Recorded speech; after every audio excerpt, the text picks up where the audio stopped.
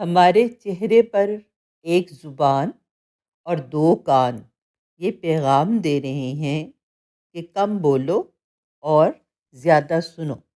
نماز دنیا سے جنت تک کا سیدھا راستہ ہے۔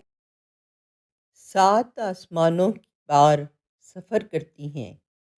تہجد کی دعائیں کبھی مایوس نہیں کرتی۔ عبادت صرف جائے نماز پر ہی نہیں ہوتی، یہ میٹھی زبان سے، اچھے الفاظ سے اور خوبصورت رویوں سے بھی ہوتی ہے۔ کسی کو ناراض کر کے یا کسی سے ناراض ہو کر نہیں سونا چاہیے۔ کیا پتہ ہم صبح جاگ ہی نہ سکیں یا وہی صبح ہمیں نہ ملے۔ معاف کر کے آگے بڑھ جائیں ان سب لوگوں کو جنہوں نے دل دکھایا، تہمت لگائی، برا بھلا کہا، آپ کے لیے غلط بات کہی، آپ کو پریشان کیا۔ یقین جانیں آپ کا رب کچھ نہیں بھولتا، اور وہ جب حساب برابر کرتا ہے تو ناانصافی نہیں کرتا۔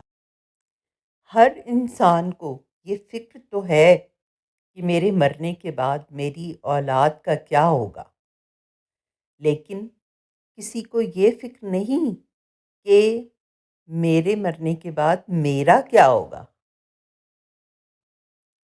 اگر کبھی تم تھک جاؤ تو کبھی مایوس نہ ہونا۔